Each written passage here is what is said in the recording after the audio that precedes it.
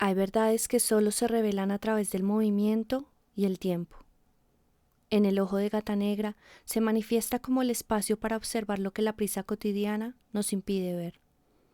Para abrir este camino nos acompaña Juana Camila Sendoya, una creadora que ha hecho del teatro, la memoria y la transformación su propio escenario.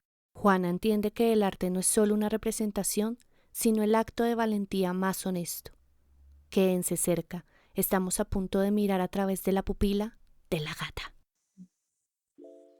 Hola, bienvenidos a un nuevo episodio aquí en El Ojo de Gata Negra. El día de hoy con una mujer multidisciplinar, actriz, bailarina, cantante, quien ha ondeado por el mundo del teatro, el cine y la televisión. Con ustedes y conmigo, Juana Camila Sendoya. Hola, amiga, qué felicidad tenerte aquí. Muchísimas gracias. Pues gracias por la invitación. Todo camino épico necesita una primera mirada. ¿Cuál es esa imagen o ese recuerdo que tú guardas demasiado para ti, en donde sabes que en tu infancia entraste a esa sensibilidad que te permitió y te detonó a ser parte del camino del arte? Una imagen así como imprescindible que yo tenga, no sé, quizás hay varias, pero recuerdo mucho haber visto una película como de Hollywood de los años 50 o algo así que se llamaba Trapecio, creo. Y entonces era unos personajes del circo y había una trapecista y después pasaba de todo y luego unos dramas, alguien se cae, vuelven, suben, después están ahí saludando en la comparsa desde un elefante y yo no sé, eso a mí me marcó mucho, por ejemplo, eso sí me marcó. Mira, algo que a mí me marcó mucho de una obra que yo vi que la tengo muy marcada y que quizás yo me dije, me gustaría estar ahí, yo creo que tenía como unos 10 años y fuimos con mi abuelo francés, él vivía en Ginebra, y me llevó a mí sola a ver Cabaret, que es una obra, no sé, hay una película de esa obra, pero era una obra en un teatro monumental, absolutamente así como de esos teatros épicos, ¿sí? De Aterciopelo Rojo. También habla de unas historias de unos artistas de cabaret durante la Segunda Guerra Mundial. Y había como una cosa de escenografía que un momento sacaban las banderas nazi. Era dentro de la escenografía. Y a gente que no soportó, gente que se levantó y se fue del teatro. Y ese es un momento muy marcado de mi incursión, digamos, dentro del mundo del arte. Y quizás ahí me dije, me gustaría estar en eso. Me gustaría ser partícipe de este mundo. Tú tienes un cruce de culturas y también de lenguas. ¿Qué hace que el teatro te permita sentirte en casa, aunque tú estés en cualquier lugar del mundo? Pues yo diría que el teatro me ayudó a sentirme en casa en mí misma. ¿Sí me entiendes? O sea, como que había demasiadas,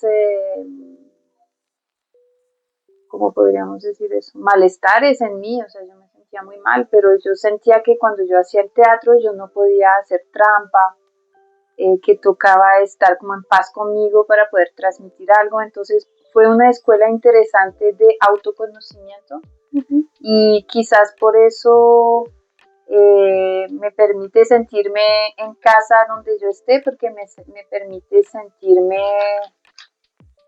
acorde conmigo, quizás. Durante tu formación en escenarios extranjeros, exploraste mucho la disciplina del combate y el riesgo físico. Entonces, ¿cómo descubres en ti misma que ese servicio a una historia estaba por medio de tu cuerpo? No, lo que pasa es que antes de trabajar el combate como una herramienta digamos, al servicio del espectáculo o de la puesta en escena, pues yo hice artes marciales. Okay. practiqué artes marciales más bien como una búsqueda, una necesidad que yo tenía de sacar mucha rabia o de canalizar cierta violencia o de buscar también una cierta paz interior. Entonces, por ahí fui hacia las artes marciales, que luego me sirvió en ciertos momentos del trabajo escénico, y después pues me fui hacia el circo. Entonces, obviamente en el circo pues el trabajo corporal es diferente. Todo sirve porque es un trabajo de atleta. En tu casa, ¿quién te apoyó? ¿No te apoyaron? ¿Cómo fue ese proceso de tu transición en el arte? Entonces yo diría que mi mamá sí me apoyó. Mi mamá me apoyó, me pagaba las clases de baile, me llevaba, eso sí, fuimos a ver muchos espectáculos.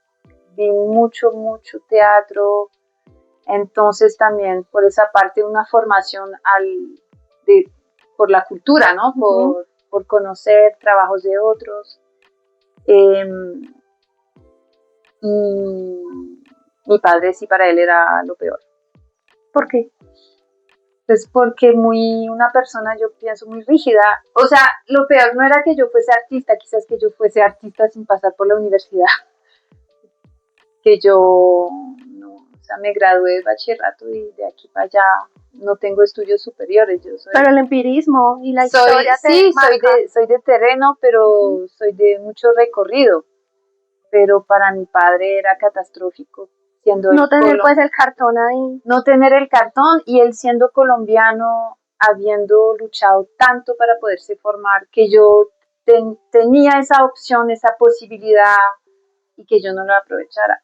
Para él sí eso era muy difícil. Entonces, digamos que tuve apoyo y tuve también cierto rechazo poderoso por parte y parte. Aprovechando que nos cuentas que tu papá es colombiano, lo que te decía, ¿no? Como que tienes varias culturas cruzadas. Tu cédula es de acá de Bogotá, Colombia, ¿no? Pero tú te trasladaste a Francia directamente de una vez, o alcanzaste a hacer como qué transiciones y qué recorridos. Entonces digamos que pues entonces si vamos a hablar de toda esa parte, pues toca también hablar del componente histórico, ¿no?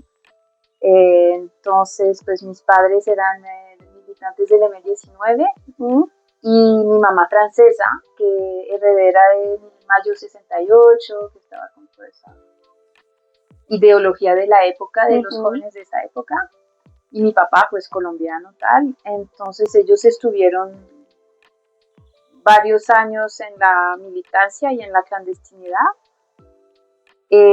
Deciden tener un hijo, una hija, a pesar, digamos, de los riesgos que van con pues, la realidad de lo que ellos vivían. ¿Eres hija única, Juana? Por mi mamá y mi papá sí. Okay. Sí. Mi papá luego tuvo un hijo, pero digamos que de mi mamá y mi papá soy la hija única. Okay. Entonces me tienen a mí en el 77, en agosto, y en julio 78 mi padre es arrestado. Entonces hay él es arrestado, es torturado, no habla, mi mamá huye, se esconde, y mi familia colombiana y francesa logran que seamos exfiltradas, o sea, sacadas por vía diplomática del país porque había mucha presión. Entonces yo salí, digamos que cuando mi padre es arrestado, mi mamá huye, tengo 11 meses, y al año y medio más o menos, antes de Navidad, es que me sacan de Colombia. Mi abuelo francés, el que me llevó a ver la obra, fue el quien luchó realmente. El abuelo francés entonces emprendió realmente una lucha muy grande para lograr sacarnos, y él vino por mí y me llevó a Suiza. Me llevó a Suiza, a Ginebra, porque él vivía allá, Ginebra, con mi abuela, y él era funcionario de las Naciones Unidas en Ginebra. Entonces hice Colombia, Suiza, yo creo que nos quedamos casi un año, y después a París. ¿Qué arte encuentras en París que de pronto cuando ya regresas a Colombia ves diferencias de culturas? yo diría que la diferencia no es tanto ni en la formación artística ni en la forma de ver el arte, sino más bien en la forma de ver la vida, Okay. que hay allá y que hay acá. Y que también no es tanto una forma de ver la vida, es una forma de vivir la vida. ¿Cómo se vive allá a diferencia de acá? Pues yo diría que allá es un poco más relajado. Okay. Es un poco menos de vida y muerte todo. Entonces uno se puede formar, uno tiene escuela pública de calidad, puede llegar a la universidad. Luego hay una red bastante grande de teatros, de salas de música donde puedes proponer tus espectáculos. Entonces hay muchas opciones de formaciones sin costo, con un buen proyecto, ¿sí? Mientras que... Y también lo que noté es que allá, como no hay tanta dureza de la vida, la gente es más solidaria. Okay. Es más fácil montar proyectos en equipo sin que haya plata de por medio, porque a veces el problema del artista no es cómo voy a comer hoy. Mientras que aquí es muy difícil mucho más guerreado. Mucho más guerreado, y entonces toca tener, si tú vas a montar algo, tienes que tener, pues, tienes que responder los ensayos, sí, o sea. Entonces, sí, me parece que allá el arte no es tan garras hacia afuera, ¿no? Como, tan rígido. No rígido, tan, no sé, ¿de tan batalla? agreste, Okay. ¿sí me entiendes? Eso es lo que yo siento, que aquí las relaciones entre personales, entre artistas, pueden ser muy agresivas. En tu búsqueda hacia la libertad, te llevó a conocer el aire por medio del trapecio.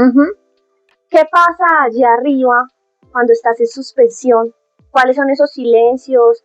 ¿O qué es lo que encuentras que no encuentras cuando tienes los pies sobre la tierra? Pues mira, ¿sabes qué? Era como, porque pues yo ahora ya no lo estoy practicando tanto. En Colombia no encontré, digamos, un parche de circo que seguiría nutriendo como un poco ese fuego por esa cosa de garras para afuera. Que todo el mundo pelea para 3 migajas y se entrematan cuando, en vez de apoyarse de verdad. Eso me marcó mucho. Y me alejó un poco de ese mundo. Pero en el aire lo que más me gustaba es que entonces, y no sé si es que me gustaba, fue algo que yo analicé, había como, no sé, siempre el llamado hacia el vacío, pero también es que arriba tú no puedes estar a la mitad, o sea, no puedes estar sí, pero no. Tienes que agarrar el trapecio sí o sí. Es como estar en el presente. En el aquí y en la ahora. En el aquí y ahora. ¿Encontraste algún silencio tuyo interno estando allá arriba? No lo sé. ¿O más bien era la desconexión de tanto ruido? No, era buscar cómo conectarme conmigo, de estar aquí de verdad, no estar en 50 cosas a la vez, que yo, a veces me pasa eso, que estoy aquí, pero acá, y también tengo que hacer eso, y se me olvidó tal, y sí, sino que ahí tocaba estar ahí. Y eso es lo que me ha parecido muy valioso. Fuera del trabajo físico también, ¿no? O sea, que también lo que me ha gustado mucho en el circo es que es muy... devuelve lo que das. Es decir, tú trabajas, le das y le das y le das, y le das y le das y logras hacer la figura. Entonces se ve el progreso, se siente el progreso. No es como tan... a veces que también uno en el oficio del artista, a veces uno no ve, no sabe si funciona, no funciona, dónde está el resultado. Si se ve a la deriva. Sí, si lo hizo bien, no lo hizo bien, se equivocó, se tomó el camino que no era. Bueno, ahí en el circo el resultado está ahí, ¿sí? Fruto del trabajo, lo cual es agradable. Eres trilingüe. ¿Cómo haces para aprender estos idiomas? ¿Cuál tienes primero de cuna? Seguramente el francés, o ya llevabas el colombiano cuando llegaste allí. ¿Y cómo aprendes inglés?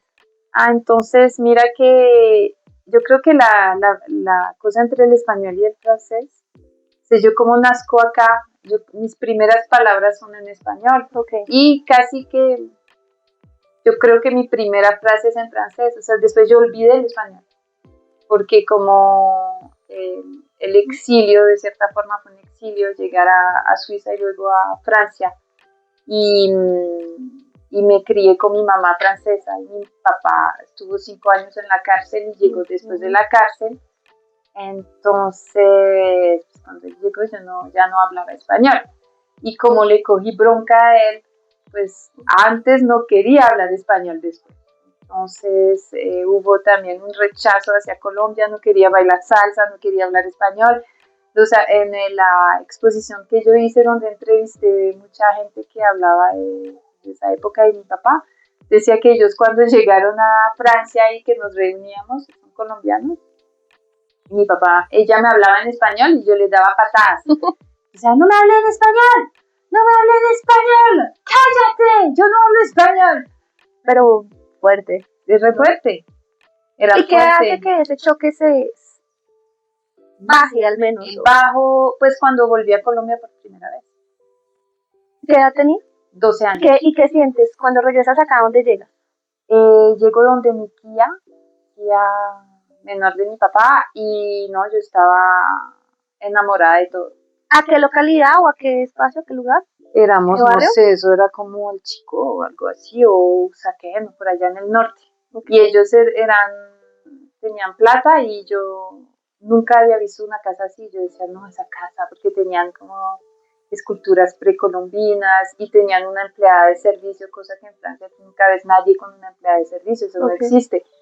Y yo, pero qué, y tenían un chofer, y yo decía, pero esa es la casa del presidente del mundo.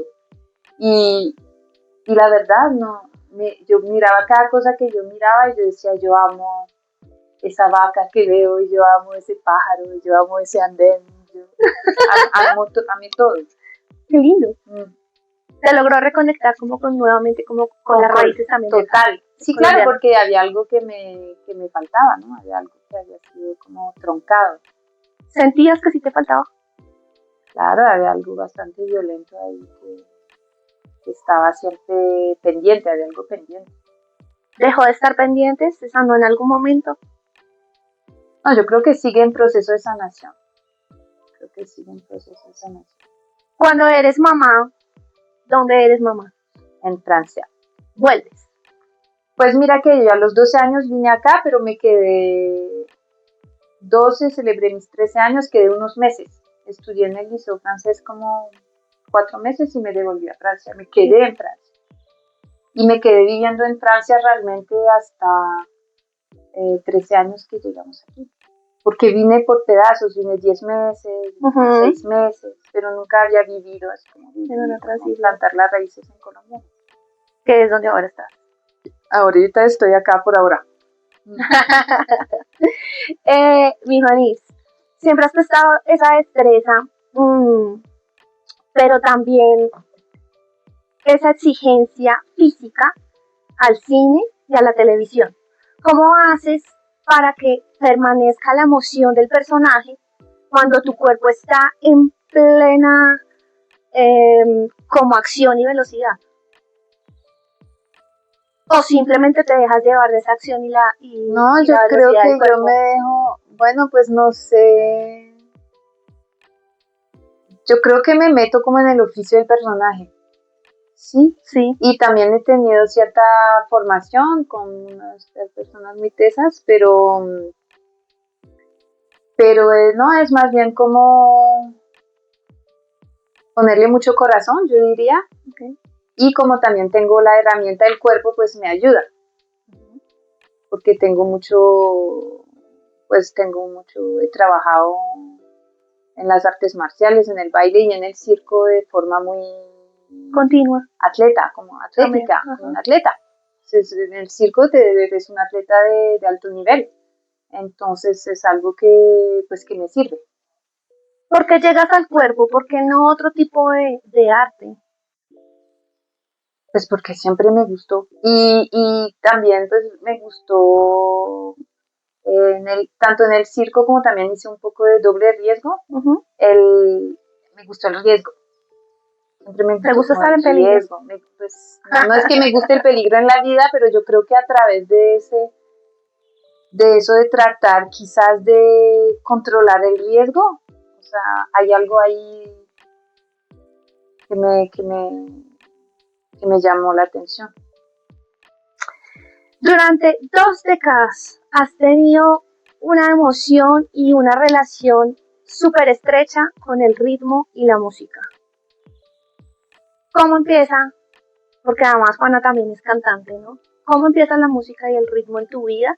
¿Y qué herramienta, cómo crees que esa herramienta ha logrado que tú puedas dejar un mensaje profundo y sobre todo real al público, al mundo? Pues mira que yo recuerdo, tenía 11 años en esa época, yo hacía mucho teatro y veo al grupo que se llamaba La Mano Negra. Ok. 11, 12 años. Yo veía a Manu Chao, este man ahí brincando con su estilo todo roto, todo alternativo, y yo me decía, es que en el teatro uno interpreta un personaje, pero en la música también. Es otra relación porque ese personaje no es un personaje escrito, sino que es un personaje que escribes tú.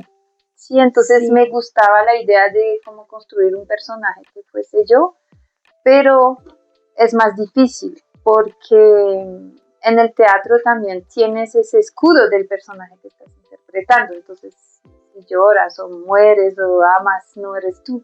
O sea, son tus sentimientos, es como la universalidad que vive en ti, que se expresa a través de la interpretación de un personaje. Pero entonces cuando en la música vas a escribir tu propia letra y vas a cantar sin tener ese escudo de yo estoy interpretando la reina que se murió, no sé qué, entonces ya estás mucho más desnuda, ¿sí? Entonces a mí me gustaba eso de la música, pero no me atreví a cantar hasta que trabajé con mi esposo, que es Maki. Pero antes de eso estuve en el mundo de la techno, la techno hardcore como a los 16 años, pero era producción musical, no era cantar, eran los inicios de la techno y participé con unas amigas de un label independiente absolutamente, yo diría, subversivo, y ahí estuvimos. De los 16 a los 17, más o menos. Creo que también pasaste una etapa punqueta. Pues era punqueta, pero era punqueta, el punqueto me llevó realmente a la techno. Okay. Eso es punqueto electrónico. Okay. Pero era repodrido, era súper punqueto. O sea, esa techno era... ¿Cómo llega después toda esa transición al rap? Pues mira que... cuando producíamos la techno, pues siempre me gustó el rap. Y era la generación del rap, eran los inicios del rap. En Francia había programas a la televisión de rap, mirábamos eso. Entonces, no es que el rap llegaba, yo no crecí en el gueto, pero el rap llegaba, por mi manera, estaba ahí. Sí. Ajá. Y cuando empiezo con la techno, entonces teníamos 16 años, pero el man que montó el label tenía su concepto muy marcado y era muy novedoso por la época. Decía, ponemos unos breakbeats a 240 BPM con un beat de techno, y luego y cogíamos guitarras eléctricas de eso de metal, metal y acapelas de hip hop gringo. Entonces empecé a escuchar en W.E., Public Enemy, y a empezar a decriptar un montón de acapelas de raperos gringos. Uh-huh. Entonces ahí fue que yo empiezo también a tener cultura de rap, más cultura de rap. Y luego empezamos con mis parceras que hacíamos eso de la techno, que se llamaba GTI, se llamaba Gongstar Tunes Industry. Y ellas, mis 3 parceras, éramos 3, LKJ, LKJ Sisters, y empezamos con otro colectivo de parceros a organizar fiestas clandestinas estilo Free Party, pero con rap, con dub, con techno, o sea, como 3 ambientes, diferentes estilos musicales que éramos para nosotros. Eso era como algo subversivo también dentro de la cultura. Era como hacer algo político musical, fiestas clandestinas. Y ahí también empiezo a conectarme con muchos grupos de rap que empezábamos a invitar. Y paralelamente a eso, entonces el rap conocía a muchos raperos, iba a conciertos de rap, iba a ver tanto rap francés como rap gringo que pasaban a Francia, o sea, siempre me gustaba el género del rap. Pero el rap es un mundo muy cerrado, que si tú no eres, entonces no te criaste en el gueto, entonces ya no eres legítimo para cantar rap, o que no sé qué, o que qué tal, si es como que, ay, no, tú no tienes el sello, no puedes. Mientras que a mí lo que siempre me gustó en el rap es la reivindicación a través de la poesía. Y no el gangsta rap nunca me llamó mucho la atención, pero en Francia había todo el rap político, el rap conciencia, bla, bla, bla, bla, bla, bla, entonces eso me llamaba, eso me hablaba. Entonces, empecé en un viaje a Colombia, cuando tenía 20 años, conocí de los grupos colombianos de rap, por una amiga que entonces era Gotas de Rap y La Etnia, y yo dije, wow, no, genial, hay que hacer algo, porque yo siempre estaba convencida que yo tenía que hacer algo con Colombia, para Colombia. Que yo le debía algo a Colombia porque como yo había podido crecer afuera, estudiarme, formarme, no sé qué, tenía que devolver algo para el país. Entonces esos grupos de rap, yo dije, no, eso es el mensaje que llevan, no sé qué, bla, bla, bla. Y empecé a montar una red de intercambios de música. Entonces yo recogía ellos me mandaban discos a través de gente que viajaba o yo cuando venía. Los daba a los sellos franceses, más bien independientes, pero a veces también disqueras. Y yo decía, bueno, mira, esos son los raperos de Colombia, intercambiemos. Y me daban vinilos que yo hacía llegar acá. Entonces aquí empezaron qué puente, qué conexión, aquí empezaron a llegarle rap francés a Fresh, a Casa, más de uno. Y empezamos como a estrechar un poco los lazos por ese lado y una vez me contacta un man de un festival en Francia diciéndome, yo sé que tienes contactos con unos grupos colombianos, me interesa programarlos. Entonces hicimos eso, los logramos que vinieran La Etnia y Gotas de Rap en el 2000, marzo. Hicimos como unas fechas en París, en Mulhouse y en Lille. Hablabas que conociste después a tu esposo, que es Maki, y ese grupo, o al menos como se llama ahora, es Maki Rufi y La Gaitana. Yo quiero que me cuentes y nos cuentes por qué La Gaitana. A ver, no sé. Y además La Gaitana tiene una historia particular porque digamos que cuando viene un poco eso de cuando hago venir los raperos en Francia, después escribí un artículo para una revista que se llama Radical, que es una revista francesa, que es uno de los primeros artículos que salieron en Francia sobre el rap colombiano. Y lo firmé la Juana La Gaitana. Pero lo que pasa con La Gaitana es que mi madre siempre me hablaba, la familia de mi papá es del Tolima, entonces siempre me hablaba de la luchadora, la guerrera, la gaitana, que luchó contra los españoles y tal. Entonces tenía como esa leyenda, como yo tenía como ese coso de querer volver a Colombia, de querer luchar por Colombia, de tener también esa leyenda familiar de los guerreros. Entonces yo siempre dije, si yo cojo un nombre de escena, será La Gaitana. Entonces cuando empezamos, primero con Maki, no empezamos Maki Rufi La Gaitana, sino que empezamos un grupo que se llamaba el Combo Clandestino. Entonces La Gaitana era una cantante, era la cantante, pero era el nombre que yo le daba a ese personaje escénico, cantante, músico mío. Y luego pues aquí, pues cuando también con la dificultad de montar proyectos en colectivo grande, no, decidimos hacer un dúo, porque decimos, pues al menos el dúo, pues sabemos que vamos a ir a presentarnos y sabemos que vamos a ir a ensayar, o sea que podemos manejar el proyecto. Se sostiene más. Se sostiene. Entonces ahí fue que nos llamamos Maquiruf y la Gaitana. Pero hoy en día, digamos que tengo ya una distanciación con el personaje de la Gaitana, porque yo creo que me cansé de la guerrera y de la lucha para todo. Yo creo que no hay necesidad de morir por la causa. Yo tengo ganas de tener una buena vida. Es decir, pero me fue un proceso darme cuenta de eso.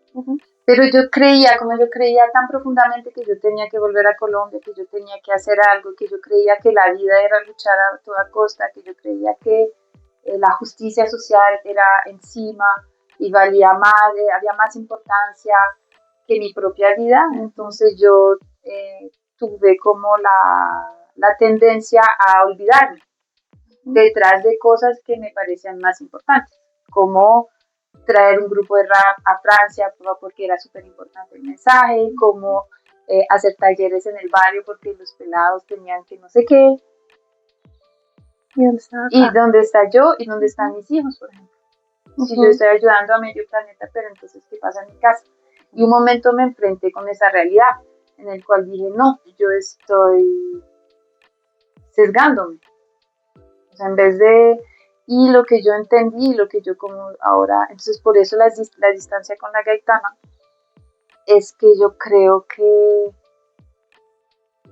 pretender buscar la paz en el mundo no es desconectado de la paz interna en mí. Yo creo que primero la paz interna, la paz con mi primer círculo, una relación equilibrada, estar ahí para ellos antes de estar ahí para el mundo. Y tal vez eso la extienda. Y eso lo que extiende finalmente porque sí, siendo hija de la revolución, yo creo que eso no me dejó ver que yo también tenía derecho a estar bien. O sea, que la revolución no era lo que era más importante que todo, y yo hasta hace poco lo creí. Que la revolución a veces está por encima de la felicidad. Que sí, que eso va a garantizar una felicidad. Que la felicidad no es un derecho, porque lo que hay que hacer no es buscar una felicidad, sino buscar la justicia social. Pero ¿de qué sirve la justicia social si yo me estoy acabando? Tuve un proceso terapéutico porque no lo hice sola, pero me di cuenta que realmente ese personaje de la Gaitana yo ya no quería morir por la causa ni para nada. Yo quería una linda vida. Y entonces, por ejemplo, yo tenía siempre la espada de Bolívar, que mi padre participó en el operativo de la espada. Yo siempre la tenía, cambiaba de chaqueta, cambiaba la espada. Y un momento la miré, la quité y le dije, papá, te la devuelvo. O sea, esta espada es tuya. Es tu historia. Es tu espada. Yo ya no la cargo más. Y después me dije, creo que ya la Gaitana no. O sea, el grupo sigue siendo Maquiruf y la Gaitana, tenemos un recorrido, sí, y tiene cierta identidad, pero yo, por eso Juana, porque si yo no soy la Gaitana, ¿quién soy? ¿Cómo hago? Entonces era muy raro, era supremamente complicado porque era como, yo también me había construido el alter ego. ¿No? Y todo eso de la luchadora, la guerrera, siempre, o sea, desde siempre, antes del artista. Sí, entonces era la guerrera, y despedirme un poco de esa máscara fue es como un poco raro, porque dije, pues, ¿y ahora qué viene? Y dije, pues ya no ni idea.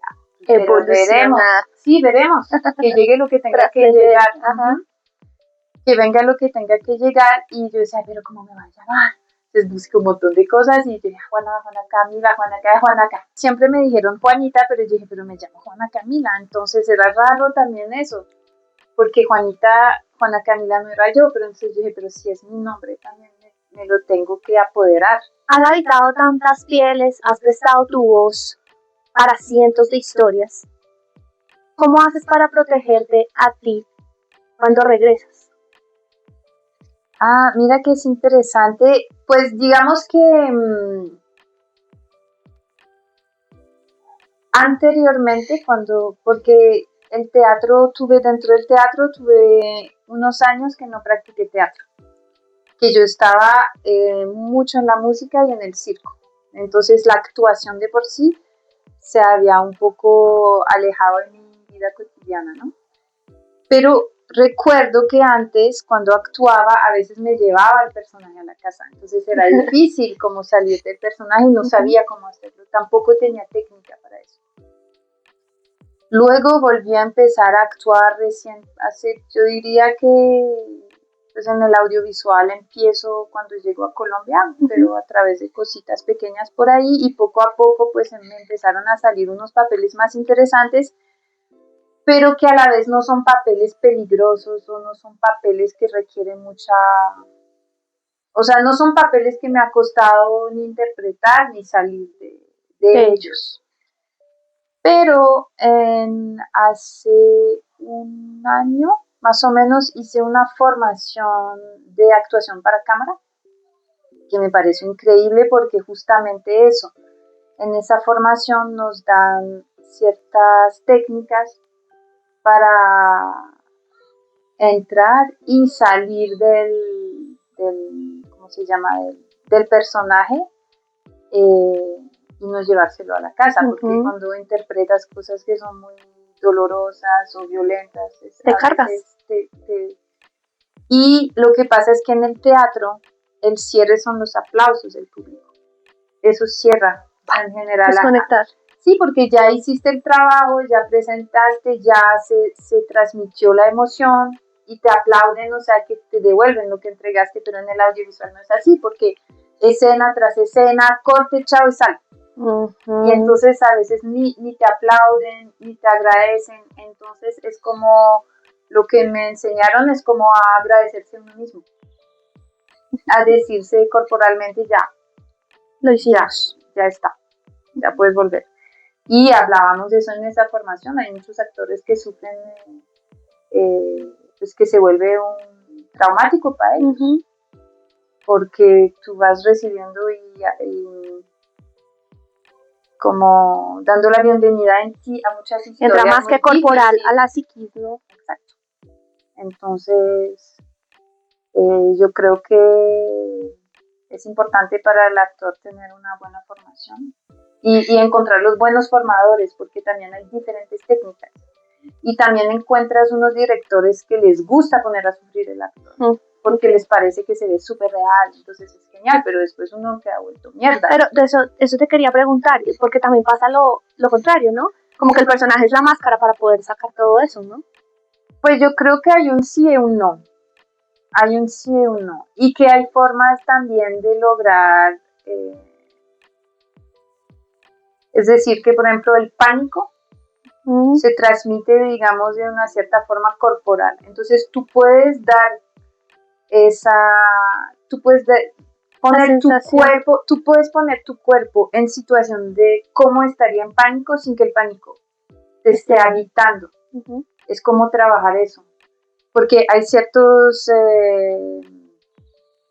directores o formadores o teóricos del teatro de la actuación que dices que tienes que encontrar el pánico en ti para que se sienta el pánico, cuando realmente tú puedes hackear tu cuerpo para que se vea el pánico, así que tú actúas un pánico que realmente se transmite pánico, pero tú no estás paniqueada. O sea, tú te puedes proteger. Y esa es la técnica que he aprendido hace poco, hace un año, y que me parece maravillosa. Yo dije, años que yo actúo y nunca había escuchado eso y me parece muy bueno para proteger el actor. Es el ser humano que va a recibir todas esas historias. Volviendo un poquito como a todas esas raíces y esas historias que nos has contado frente a tu padre, hace poco una exposición sobre él, ¿no? Y creo que también fue un ejercicio para volver a ti. Dime y cuéntanos qué significó esa transformación y esa vivencia tan íntima.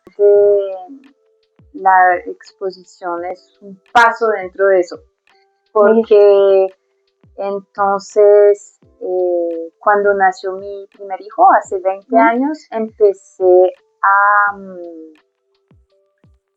a escribir, a entrevistar, porque a mí me habló mucho de mi propio abandono de bebé. Entonces yo ya siendo madre ya esa historia llegaba con mucha fuerza y yo sentía que era necesario como empezar a indagar, a buscar, a entender. Entonces empecé a entrevistar y entrevisté gente y siempre, todo el tiempo estuve buscando archivos, estuve entrevistando gente, y cuando llegué a Colombia, pues obviamente ya tenía más acceso a antiguos compañeros de la guerrilla, de no sé qué, entonces seguí investigando, una persona me llevaba a otra, que me contaba a otra, que no sé qué, entonces ahí seguí llenando mis cuadernos, mis archivos, etcétera. Pasé un montón de convocatorias que no gané, pero siempre me permitió como redactar más, tener todo más contundente. Luego hice una formación de guión, entonces durante año y medio estuve trabajando guión, pero siempre todo alrededor de esa temática. Y le tenía un poco de bronca a mi padre y siempre yo escribía alrededor de mi madre y llegó esa convocatoria de IDARTES que era el legado de la Comisión de la Verdad desde las Artes y el caso de tortura de mi padre está relatado en la Comisión de la Verdad. Entonces dije, ahí la tengo, voy a enfocar ese pequeño artículo de la Comisión de la Verdad y decir pues desde la mirada de la hija de este hombre voy a hablar de la historia de los seres humanos un poco, ¿sí? Como para humanizar para humanizar, para desestigmatizar los protagonistas de esta historia. Y también cuando es un bebé, entonces tú no puedes decir, no, el bebé es malo, no, el bebé... No, es una historia de una familia que fue separada, un bebé que fue solo, o sea, es muy universal. Entonces yo dije, quizás ahí tengo un puente para llegarle a la gente y también pues participar en algún lugar de la construcción de paz. Y me gané la convocatoria y yo cuando estaba escribiendo el proyecto decía, bueno papá, vamos a ver si me ayudas esta vez, si me colaboras, ¿no? Entonces me la gané. Cuando me la gané yo dije, me asusté porque yo dije, pues va a tocar hacerlo real. Y va a tocar hacerlo real y también va a tocar asumir esa historia. La realidad, claro. Para no contarlo. Porque pues uno no lo cuenta. Uno trabaja y uno dice, a mí me ven una franchute, no la hija de guerrilleros, entonces yo dije, pues va a tocar asumir también ese legado.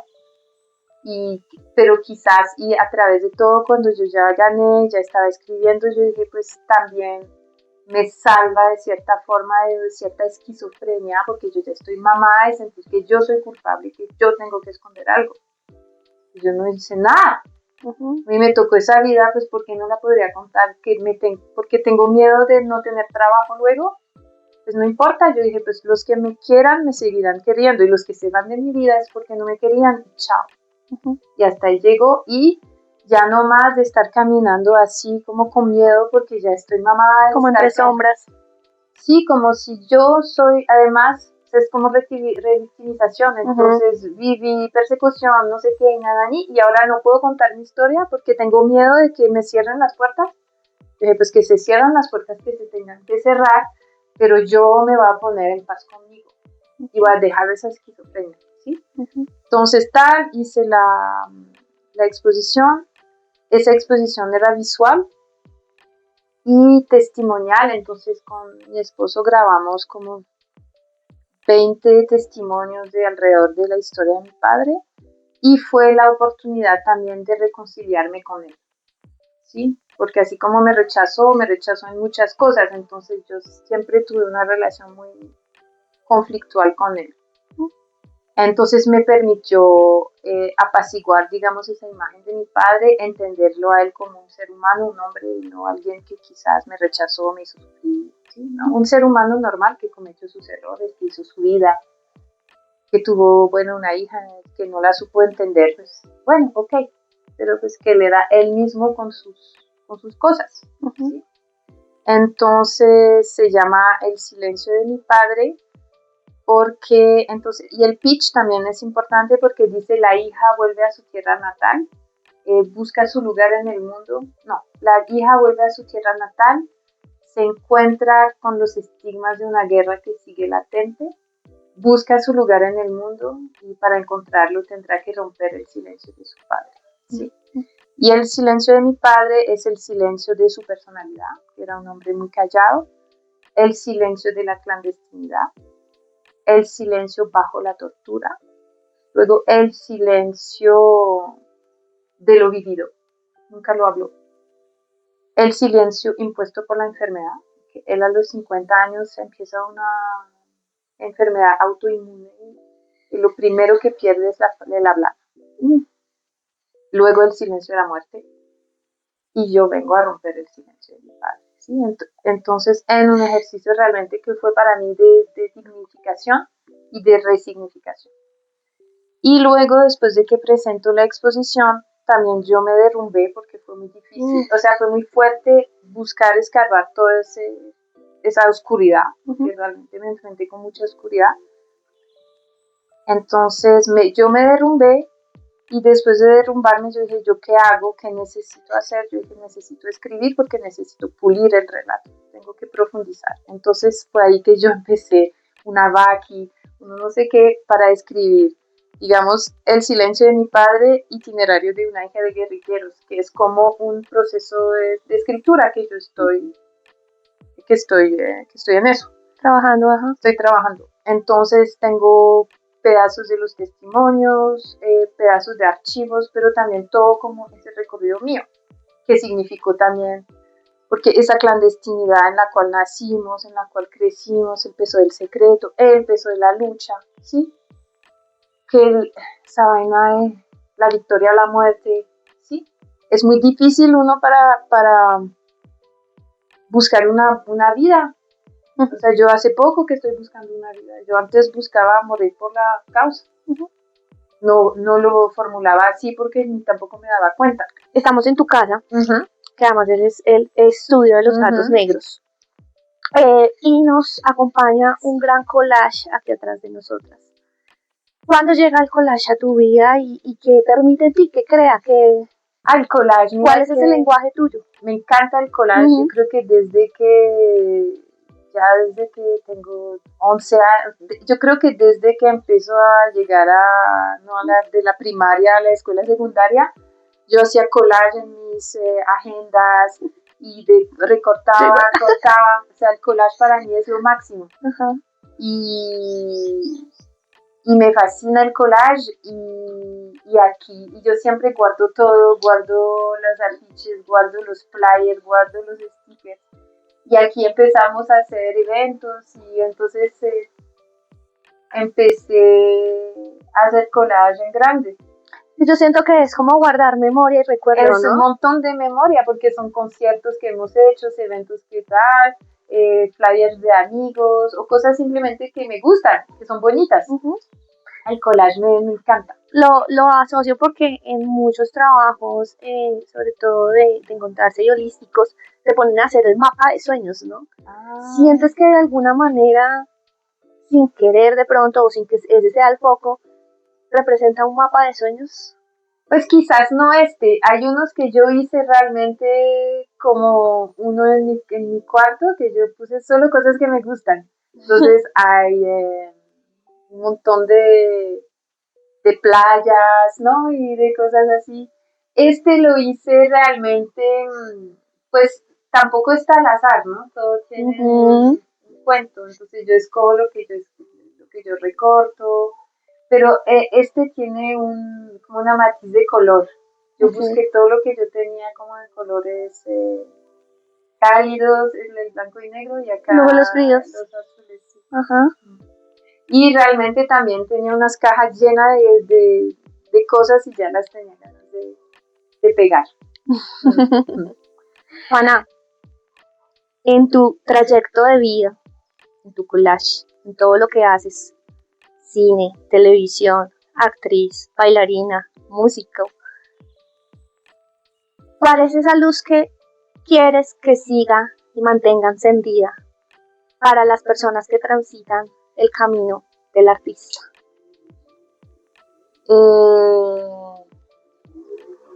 Pues yo creería que la luz podría ser que pues como que no hay necesidad de sufrir para ser un buen artista. Sí, o sea, como que puede haber que el arte no es necesariamente algo que tiene que llegarte como el dolor del abismo. O sea, el arte sirve para transitar los dolores, sí. Pero digamos que yo veo que hay mucha, a veces, tendencia a creer que es bueno sufrir para poder crear, y yo creo que no. Yo creo que no. Ya no lo creo, es decir, es algo que yo ya no creo. Yo creo que tú puedes ser un buen artista siendo una persona equilibrada, ¿sí? Entonces yo creo que quizás eso puede ser un buen mensaje, que para tener un buen arte no necesitas ser una persona rota. El arte sí sirve como para lograr transitar y salir de momentos difíciles. Y sí, es una gran posibilidad de expresar, pero no creer que el sufrimiento es una condición de creación, ¿sí me entiendes lo que quiero decir? Entonces creo que eso es importante, y eso, decir que tampoco uno se tiene que sacrificar por su arte. O sea, yo creo que uno no se tiene que sacrificar por nada, sino buscar lo que sí es justo para uno y lo que te hace sentir bien, realmente. Te quiero un montón. Gracias por estar aquí. Gracias por este segundo episodio en El Ojo de Gata Negra. Nos vemos después. Gracias. La conversación con Juana Camila nos deja una estela de reflexión difícil de ignorar. Gracias, Juana, por permitirnos habitar por un instante tu visión del mundo y por recordarnos que, a través del teatro, la memoria y la constante transformación, el arte se vuelve un acto de entrega absoluta. Gracias a quienes han acompañado este segundo paso, siendo parte de este repositorio que no cree en el tiempo del reloj, sino en el tiempo del pensamiento. No habrá citas fijas, pero el encuentro será inevitable siempre que haya algo profundo que observar. Para no perder el rastro, sigan de cerca la señal en nuestras redes sociales. Esto fue En el Ojo de Gata Negra, hasta que la curiosidad nos vuelva a reunir.